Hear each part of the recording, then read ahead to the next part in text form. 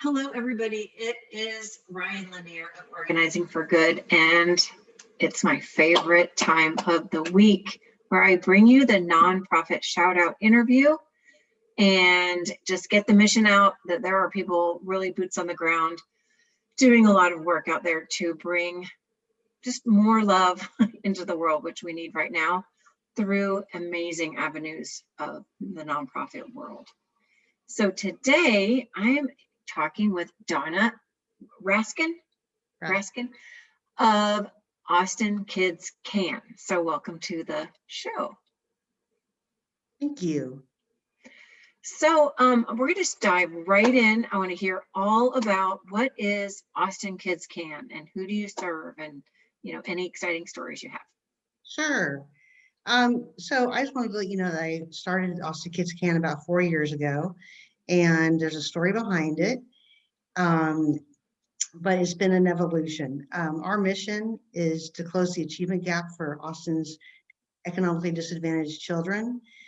And how we go about doing that is by offering after-school programs in the area of computer science and coding and in social emotional learning. And I'll get to the social emotional learning and talk about that for a little bit. And so our mission also tries to empower elementary school children is our focus, and in building resilience, self-confidence, and technology skills all at the same time. So we've melded this program in together to two topics, computer science coding and social emotional learning, because we think it's a great match. And when I go over the programs, I can tell you more. But how it all started was I used to volunteer at a charter school in Austin, and did that for a couple of years and met a lot of kids that are very economically disadvantaged, living in poverty. This was before COVID. And so I got to know these kids and their families really well because it was a different environment than a public school. So we had opportunities to really get close with the families because they lived on campus. Mm-hmm. And so this one family in particular I got to know, and I knew how they struggled so much because the mom was disabled, and one of the sons had a learning disability, and she really couldn't cope well just bringing them up. Mm-hmm. And so she needed help, and she was in this program. And so when I got to know the family and went to go visit, I realized how deep in poverty they lived. And I really hadn't ever experienced public housing that was really old and not so nice. Mm-hmm. And so I really got to take to this one family with all the other families, and their little girl, she was in kindergarten, and I was a teacher's assistant for her class. And so I got to see her behavior like pretty much for a good part of the day, and realize that the poverty and the disability and the just food insecurity that she had was really affecting her in ways in her behavior, acting up in class, mm-hmm. Having a real attitude as a little 5-year-old, talking back, more than the typical little kid. And so that concerned me, of course, and of course wanted the best for her. And I realized that there's so many more kids out there that this happens to, that I could help her, which I tried to help in many ways. And she got better grades and stopped talking back for a bit and, improved in many ways. But I realized that this was a common problem, in any city. And here in Austin, there's well over 25,000 kids in low-income households. Yeah. And I mean, the number really is just increasing over time, which is really sad. And you just feel for these kids because they know that they're missing out. That they're missing out on some really critical services, because a lot of the low-income schools do not have the same classes or the same quality of classes or education that some of their higher income peers schools do offer. And so that achievement gap that we're talking about, it means that, the lower income kids just don't have the same opportunity to access those types of programs. Yep. And so I decided that I'd start a nonprofit and focus on Austin. And because I love Austin and I love Austin kids, and I volunteered for 12 years prior. And so I thought, this is great. And built a board and developed programs. And here we are post-COVID. We did in-classroom sessions prior to that, and it was really great to see the kids. Our curriculum's really a lot of fun and engaging for the kids, and so we slip social emotional learning in there. It's explicit, so they do learn the concepts, but they also are along their project-based coding activity that they're doing. We're slipping in social emotional learning in different ways. Sure. Yeah. Like pair programming. Vegetables. Yes, that's Speaking right. of vegetables. No. Okay, go ahead. Keep talking. Sorry. Sure. And so over a couple of years, we developed this program and now are a partner with Austin ISD. And so we are offering virtual learning. What we did was post-COVID was we pivoted to virtual learning. And that was quite a task, as I'm sure it was for many, many, many businesses and nonprofits. But we did, with the help of our board members, with our supporters, our donors. It was incredible what happened in a couple of months that we could produce videos with our instructors that we had hired for our in-class sessions. They were so wonderful. They created our whole virtual learning program for individuals. Wow. Yeah, during the summer, so we were ready for fall. And in fall, we got into 25 schools. It's under the prime time program. And so we reached over 500 students this last fall. And now we're negotiating for spring as we speak. That's amazing. That is absolutely wonderful. And you said this is all of elementary, or does it stop at a certain grade? No, all elementary. All elementary. Okay. Excellent. Yeah. That's great. This is my favorite kind of nonprofit where someone like yourself sees an issue, just can't walk away from it. What can I do? Oh, I'll start a nonprofit. I mean, that could be a whole separate visit about what is that like. I mean, whew, I know that's not an easy task. There's nothing easy about it, but clearly it's in your heart, and I love it so much. And clearly the benefits are really incredible. So, was this an after-school program? Yes. Okay. An after-school program, and so we've engaged with different departments in AISD so we can make sure that we're aligned with what they're doing during the day, but it's something different. So there's a lot besides creating the nonprofit. That was actually part of the easier part. but I learned because I used to be a CPA. I did not run a nonprofit before, and so this has been a real learning experience as well. So one of the concepts of social emotional learning is called growth mindset, and that's if you have a positive mindset, then you're going to do positive things. And so I keep my growth mindset in check.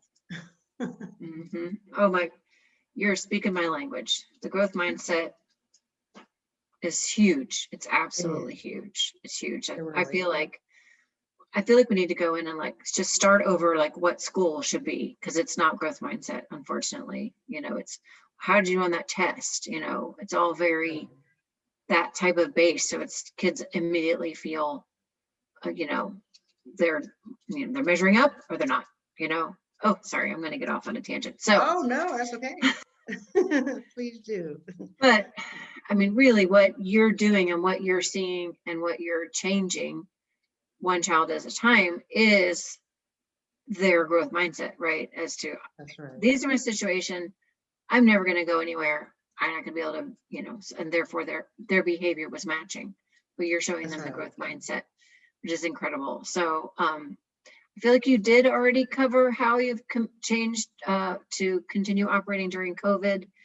Is there anything else you need to say on that part? I mean, I feel Not like, really, okay. except for the fact that we hope that all the schools are loving our videos, because our instructors, they were interns from UT, Oh, and they wow. just did a fabulous job. I mean, really, and we had a video editor, and so it really turned out to be just a really wonderful project that is, good for as long as it goes on for, or Mhm, that is needed, because we just covered the foundationals of mhm, coding and social mhm, emotional learning, mhm, with activities, of course, that are associated with them that kids can do online or offline. That's the part of the virtual learning program. mhm. And so I'm amazed that we really did it in 3 months. But like I said, I know Wow. that there's other nonprofits that really jumped up and did a great job too. Um, so I think that's pretty legit about how we pivoted. So you must be, so you're partnering with UT Yeah. interns. You've got, I Yes, mean, what partnering and community is the only way it works. So what kind of absolutely. partnering do you have going on to be able to make this successful? Well, we first have our wonderful funders. So there's Glimmer of Austin, the City of Austin, St. David's Foundation, to name a few.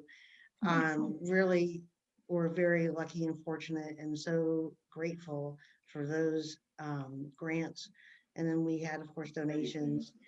But in the community, we partner with Austin School District, because we are an approved partner for education after school programs. And then we also are partnered with the Andy Roddick Foundation, Learn All the Time. Wonderful organization, and they just help us so much with the quality of our programming. I'm actually involved with a quality institute to ensure that our virtual learning and in-class learning is of the top Mhm, mhm, quality that we mhm. want. Yeah. Yes. And then just other organizations that have helped us, or we've helped them along the way. But those are the ones that really stand out. We'd love to be partners of HEB and other corporations, and Yeah. that's what Yeah. we're working Slowly. toward that. Yeah. Good. HEB is an incredible supporter of Austin area schools. Um, Yes, they're like the Oprah and Ellen of Austin, they, yes. it's so, again, they're very community oriented. So that's really great. I think that's absolutely amazing. And that's just the only way it can work, this community. Exactly. You cannot do it on your own, and I wouldn't suggest that anybody try to do Oh no, it. I mean, you couldn't at all. So, I so find that the community is just really welcoming, yes, yes. very welcoming. I mean, I'm originally from California. I've lived here for almost 17 years, but I just didn't expect anybody to be so welcoming and easy to really have a conversation with, and it not be awkward. And so I just had some anticipations of things that maybe would occur that never occurred, because everyone's just so friendly and philanthropic and really wants to help. That's huge. I mean, that's super huge. I don't think that that should be taken lightly at all. Yeah. To wind beneath your wings, kind of fill your sails, like that's amazing, because that keeps you moving forward. And how can we make this better, and how can it grow? Because Yes. that's just amazing. I mean, because the need is not going to go away. I mean, we Oh, know the need this. is not going to go The away. need is, and the Absolutely. opposite, right? The Yes. growth is. And unfortunately, during this time, the supply of after school programs has decreased Yep. because Yep. of funding issues and just not knowing every day which is going to be an in school or a virtual day. Right. Right. So it's Right. hard. Right. Never a dull moment. That's for sure. I mean, Absolutely. I love what you're doing. I love what you're doing. So you've talked some about community support. So one of the Yes. reasons I do these interviews is to share with people the mission, what you guys are doing, and to hopefully speak to somebody and say, this is something I'd really like to get involved in. This. How are the ways that you have for people to support directly what you're doing there at Austin Well, Kids Camp? great question. Thank you. Well, there's a number of things that people can do to help, and I just love our current volunteers. Our board members are fabulous. Uh, we couldn't do anything without them, and our staff. We have one staff person. Um, but what people can do to help, of course, the most generic one is, any kind of cash donation or in-kind Of course. donation. In-kind donations for, let's say, a silent auction. So something what people would bid on. But the cash donations would go toward our virtual learning and also what we anticipate to be in-class learning. And we expect our expenses to go up a bit. We're not exactly sure how much right now, but just because of COVID and having to get extra equipment or extra supplies or things that we just didn't anticipate. And then as far as volunteering, we have a number of different types of projects. We don't have days or virtual days with the school right now. And so it would be more of an internal volunteer role where you could help us out with our redesign of our website, or if you have skills in certain areas, we would love the help, depending on what's going on. Right now we have an IT volunteer who is on like staff with us. Basically, we just love him. Anyway, and then the other ways to help are maybe do a peer-to-peer fundraising on social media. Just like us on social media. Our name is not really well known out in the community, but it is well known in the schools. Okay. And so, Okay. so we've kind of created this organically through the schools. And what we would love is increased awareness. Yes. Of what the need is and what we're doing to try to help that need would be really huge. Absolutely. And then let's see, any tech company that would like to help could volunteer their employees to, like when we go back into in-class, they can help the kids learn how to code with our little K-5 curriculum. And so a lot of nonprofits, or the ones that are doing the coding curriculum, do have corporate partners, and they have the employees that do programming come out to the schools and help with the the children and help the teacher with classroom management in addition to the coding. Yeah. It's never, just because they're still kids. That's right. For sure. That's right. And then expand, excuse me. And then, so now I forgot what I was going to say. More ways for people to support. Oh, yes, thank you. And then just getting our name out there any way possible. Virtual events that we could do, anybody that has an idea that is in alignment with what we're doing, I'm ready to go for it. Because, developing your name out in the community, it's not the easiest when you're brand new and then start off brand new. Right. So, right. Absolutely. I mean, I had no idea. Is this similar, excuse me, sure. so sometimes I get emails through AISD for supporting kids. Like there's another Austin. Oh, what's it called? Partners in Education? Yes. Okay. Yes, they help with math. They used to Okay. help with English, and actually I volunteered for them. It's a great organization. And they work directly with kids, I think in middle school with their math. Okay. And then there's some other, I mean, I think going through the schools when possible is it seems like a match made in heaven.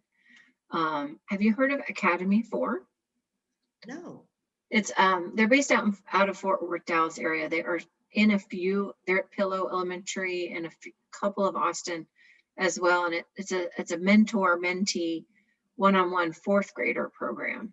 Oh, great. And and I'm a volunteer there with them. It's once a month. It's super easy and really, again, partnering through the schools, because then you have that sort of support there. It's magical and makes so much sense. It makes a ton of sense for sure. Okay, well, is there anything that we haven't covered that you would No, love to share? I just wanted to emphasize the fact that we're really trying hard to create opportunities and access Mhm, for our economically disadvantaged children mhm, here mhm. in Austin. And there's a lot of work to be done. And so we appreciate any help that we could possibly get. And I thank you, Ryan, for interviewing us. For Really sure. appreciate it. Get us on Facebook. Absolutely. Yes, we're going to compile. So in the Facebook Live that's going on, we're going to compile all your links so people can follow, and find you really quickly. I love what you said about, like a tech company that has, ways that they can give back and help support. That is absolutely amazing. But I absolutely want to encourage everyone to like and follow Austin Kids Can on Facebook and Instagram. Any other, are there any LinkedIn. other, and LinkedIn? Excellent. I will go there. I had not done that yet. But what's the word? Exposure is key for sure. Yes. Getting the name out, because there's so many, everybody knows the names of, a lot of the things, but Sure. you little budding ones, you're working just as hard, you're just as important, but it's the name recognition. So I challenge anybody who's watched this to please like and follow and consider mentioning it, somewhere else. Just it's that exponential growth. One person succeeded, one person, it's because it's just such a beautiful mission. It really is. Oh, thank you so much. I appreciate that. Well, thank you so much for your time. This is, just something that fills my heart, because I just know it's tough out there.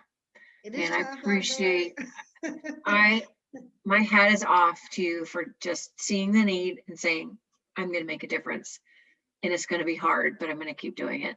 And that is beautiful. It's amazing. Thank So, you. Thank you, Ryan. I thank you, appreciate Donna. that. So, Well, thank you and for what you're doing.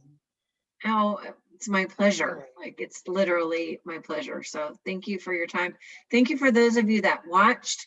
This will be turned into a YouTube link and will be on my nonprofit shout out interview YouTube channel. So you can go, and if you watch any of the other interviews, like and follow all of them, because it's, we're better together when we support each other. So thank you for watching, everybody, and I will see you next week. Bye-bye. Bye-bye.